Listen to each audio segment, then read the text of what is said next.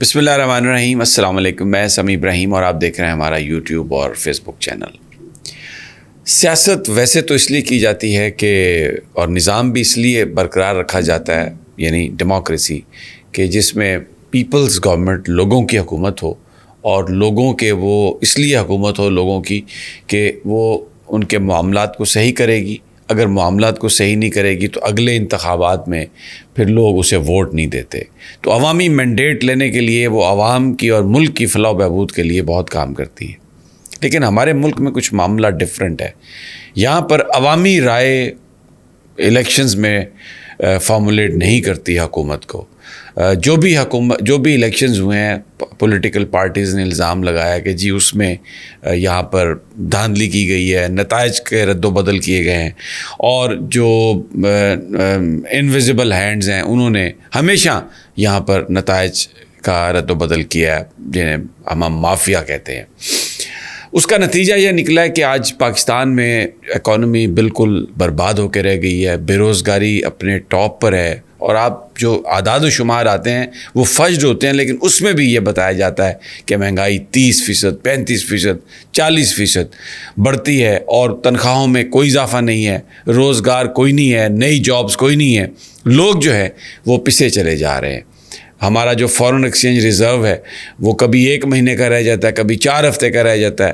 ایک صرف تھوڑا سا کمپیریزن اگر آپ کریں انڈیا کے ساتھ، تو وہاں پر ان کے جو فارن ایکسچینج ریزرو ہیں آج $600 ارب سے زیادہ ہو گئے ہیں وہ، اور ان کی جو اکانومی ہے وہ اتنی اسٹرانگ ہے. صرف پچھلے 3 مہینے میں جو فورن کمپنیز ہیں انہوں نے $16 بلین کی جو ایکویٹی ہے اس میں انہوں نے انویسٹ کیا، اور اس کو آئے ہیں وہ اس کے مقابلے میں ہمارے ہاں ڈالر جو IMF سے ایگریمنٹ کے بعد تھوڑا نیچے ہوا تھا، پچھلے 6 دنوں میں گین کر کے پھر وہیں پر پہنچ گیا جہاں پر وہ تھا. اسپیکولیٹرز نے مال بنایا.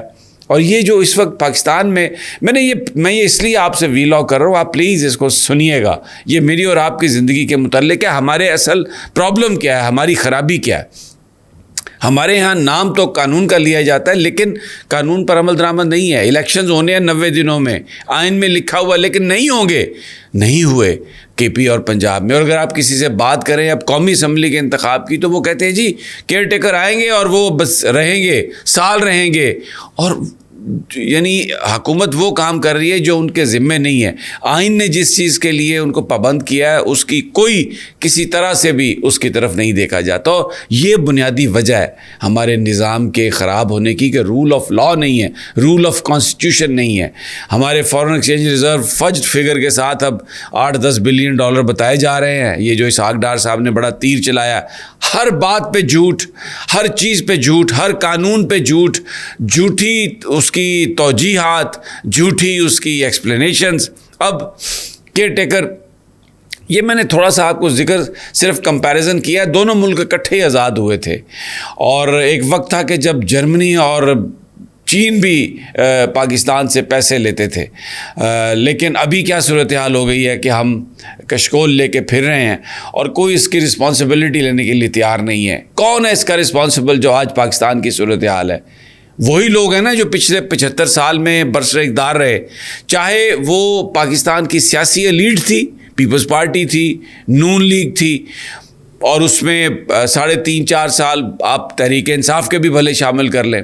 پھر اس کے علاوہ وہ جنہیں کہا جاتا ہے کہ سنہرے دور تھے، ایوب خان کا ماشاء اللہ، ضیاء الحق کا ماشاء اللہ، پرویز مشرف کا ماشاء اللہ، یہی لوگ ہیں نا جنہوں نے حکومت کی پچھلے 77 ایئرز. تو اگر آج پاکستان کے حالات خراب ہیں تو ان ٹوٹیلٹی انہوں نے ہی رسپانسبل بننا ہے نا. میں نے اور آپ تو ذمہ دار نہیں ہیں، ہم تو حکومت میں نہیں آئے. لیکن یہ اس کی رسپانسبلٹی ایک دوسرے کو ٹوپی پہناتے ہیں، گھماتے ہیں. اور ہمیشہ آپ جب بھی کوئی رجیم چینج ہوئی ہے، چاہے کوئی سویلین ہے، چاہے کوئی ماشاء اللہ ہے، آپ اخبارات اٹھا کے دیکھ لیں، ایک ہی طرح کے بیانات، ایک ہی طرح کے دعوے. اب ہم یہ کر دیں گے، ماضی میں یہ ہوا، اب ہم یہ کر دیں گے، اور جھوٹ.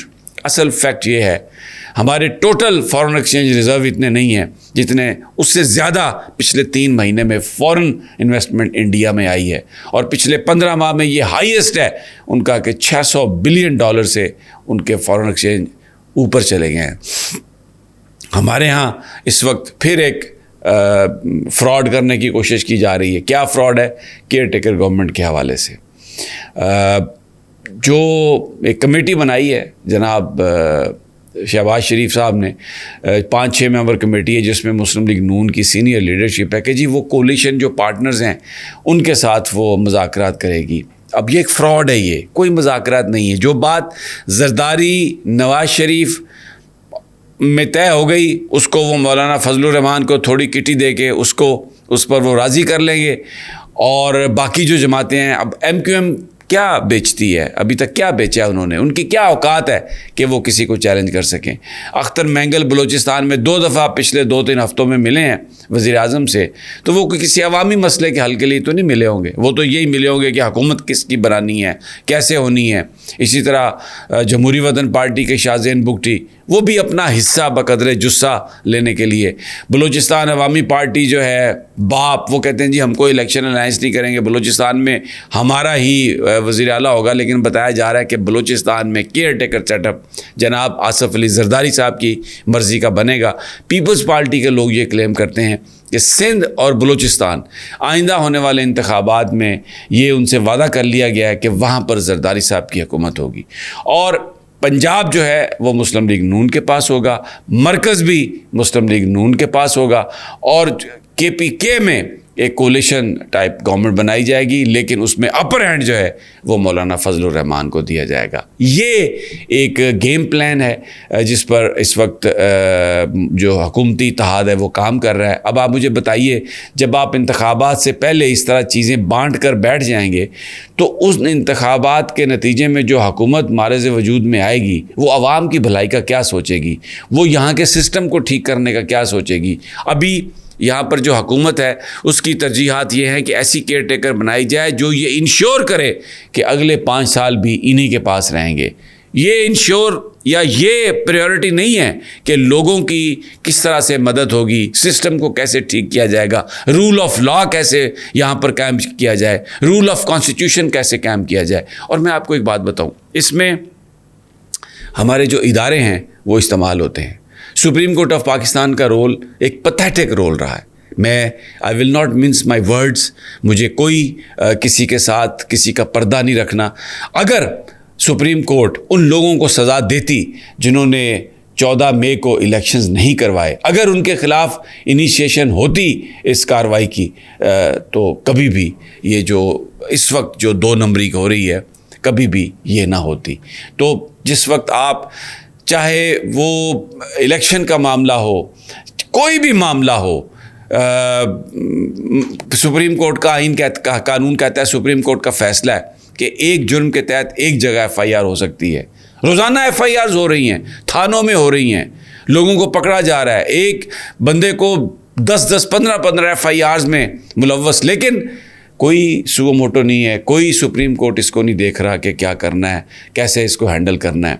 ہر معاملے میں نظریہ ضرورت, ہر معاملے میں کمپرومائز.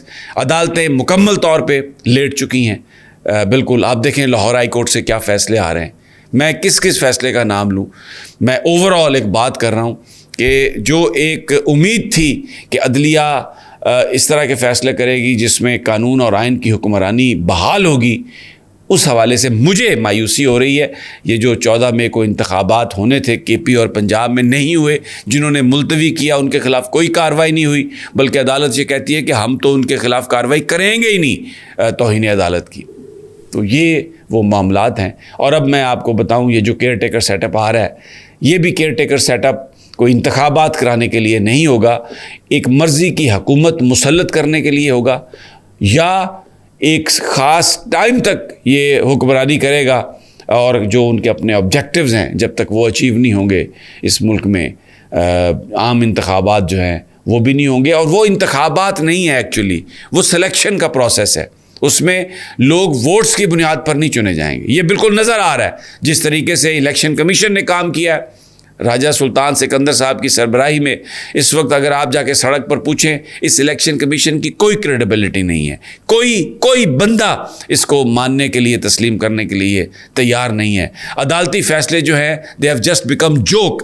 بیچ کا راستہ آپ نکالنے کی کوشش کرتے ہیں. کمپرومائز, نظریہ ضرورت, وہی پاکستان پہ دوبارہ. اور یہ وجہ ہے کہ بھارت کی اکانومی کی جو رپورٹس آ رہی ہیں اس میں فورن انویسٹمنٹ آ رہی ہے, ان کے پاس ان کی اکانومی جو ہے وہ اوپر جا رہی ہے, فورن ایکسچینج ریزرو ان کے پاس ہے, ان کا روپیہ تگڑا ہو رہا ہے.